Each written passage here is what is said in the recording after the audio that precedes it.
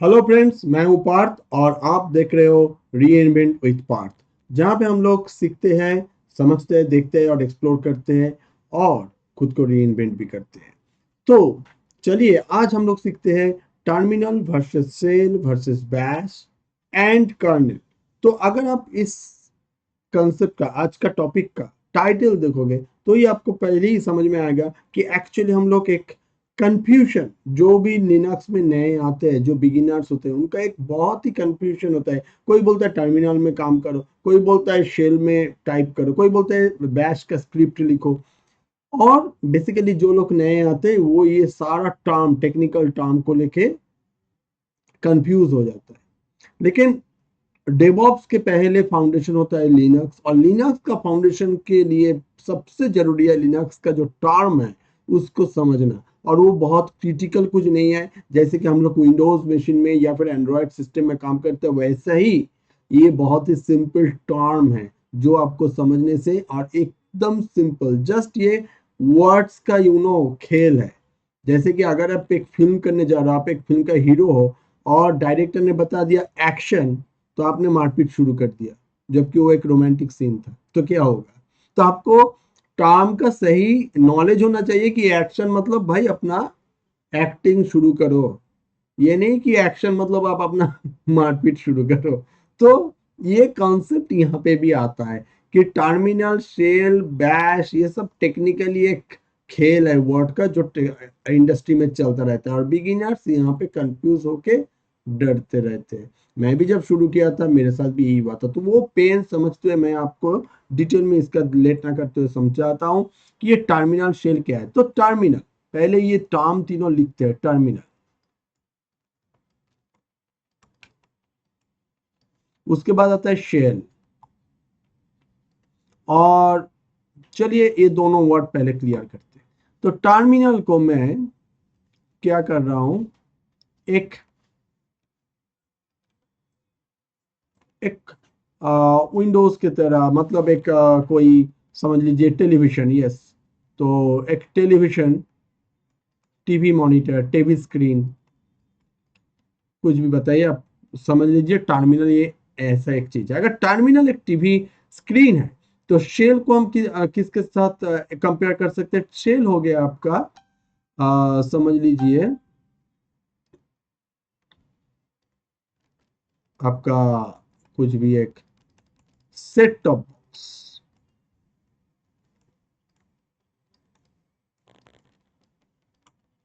ठीक है। तो टर्मिनल अगर आपका टीवी हो गया तो सेल हो गया आपका सेट टॉप बॉक्स। और ये सेट टॉप बॉक्स हमने जब एग्जांपल में लिया तो सेट टॉप बॉक्स देखिए, आप सेट टॉप बॉक्स का बहुत सारा कंपनीज होता है, राइट। जैसे कि मैंने कुछ कंपनी का एक एज एग्जांपल नाम ले रहा हूं, जैसे कि एयरटेल, अब आ गया जियो, अब आ गया टाटा स्काई, ठीक है। तो ये जो मैंने कंपनी का, या फिर आप समझ लीजिए कि केबल नेटवर्क, जहाँ जिससे भी टीवी चलता है, तो आप कोई भी एक का अगर सेट टॉप बॉक्स यूज करते हो तो आप देखना हर एक सेट टॉप बॉक्स का एक्सटर्नल जो उसका रिमोट होता है, जो उसको कंट्रोल करने के लिए चाहिए, वो रिमोट अलग अलग डिजाइन का होता है। कोई लिख देता है वॉल्यूम, भी वॉल्यूम स्विच का, कोई लिख देता है वॉल्यूम प्लस वॉल्यूम माइनस, कोई लिखता है स्पीकर साइन के साथ प्लस माइनस, कोई लिखता है ओनली प्लस ओनली माइनस। सब वॉल्यूम स्विच में इतना डिफरेंस आता है। और बाकी भी कुछ चेंजेस चेंजेस मतलब कीज के ऊपर डिजाइन कोई अलग अलग होता है।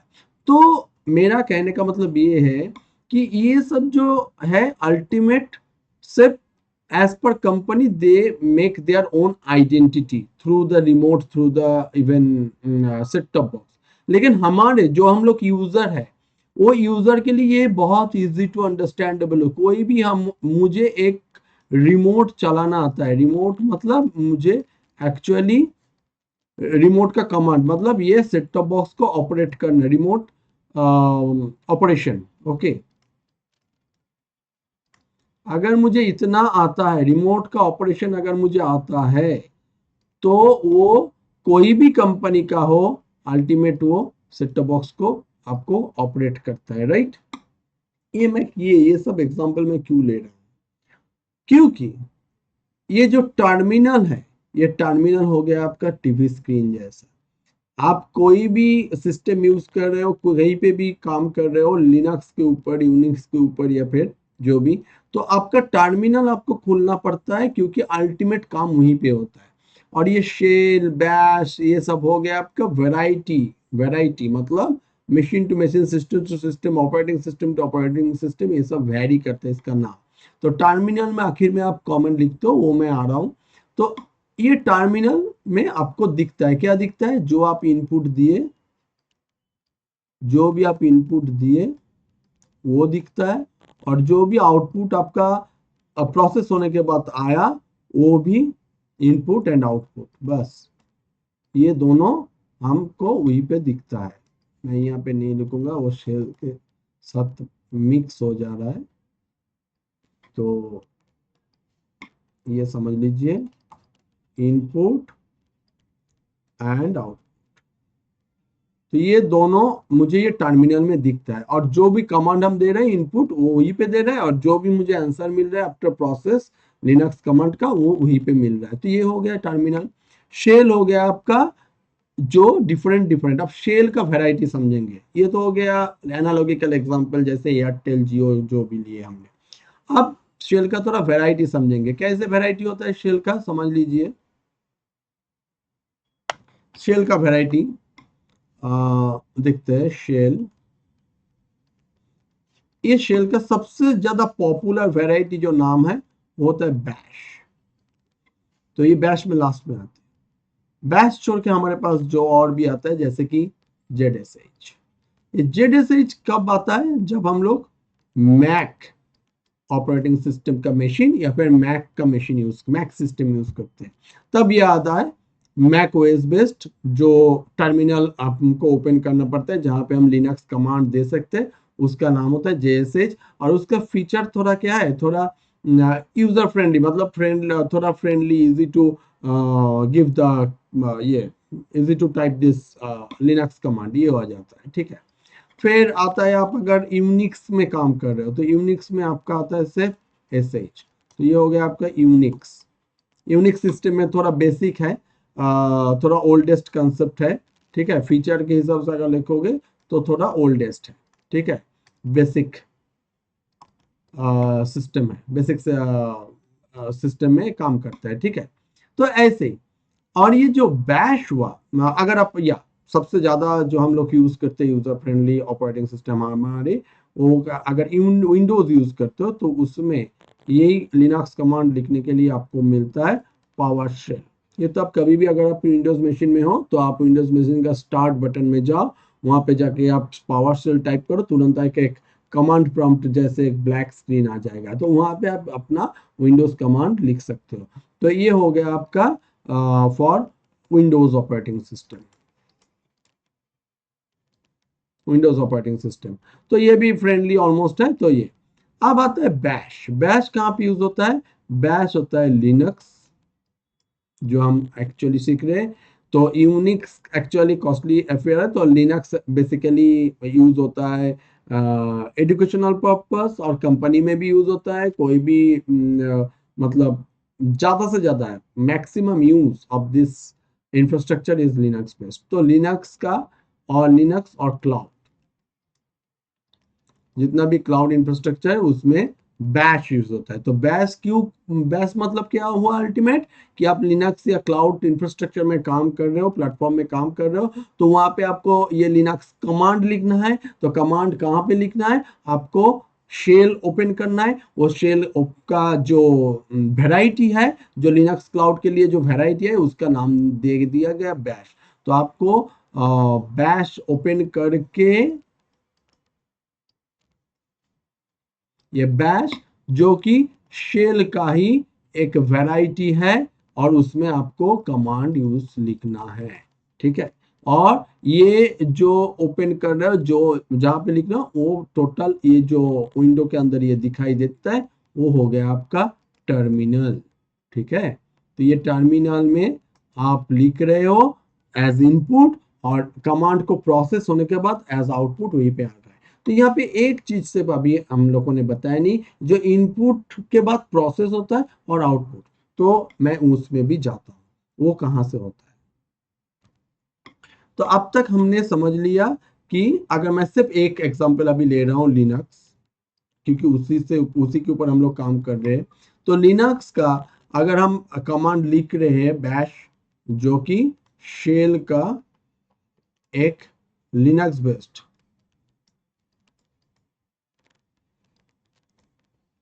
ये जो बोर्ड है डिजिटल, ये मेरे लिए थोड़ा नया है, तो इसमें थोड़ा मेरा राइटिंग इधर उधर होता है, तो मैं कोशिश कर रहा हूँ, धीरे धीरे ये ठीक हो जाएगा। जैसे कि आपका डेवॉप्स धीरे धीरे ठीक हो जाएगा, तो मेरा भी ये ठीक हो जाएगा।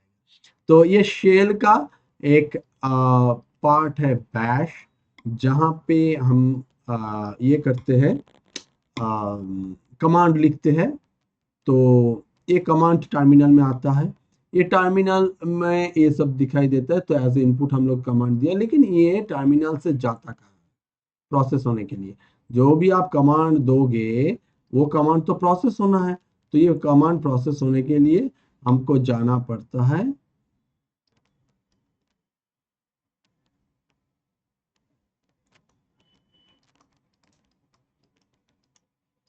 कर्नेल।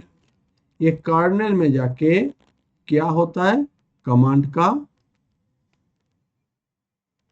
Process of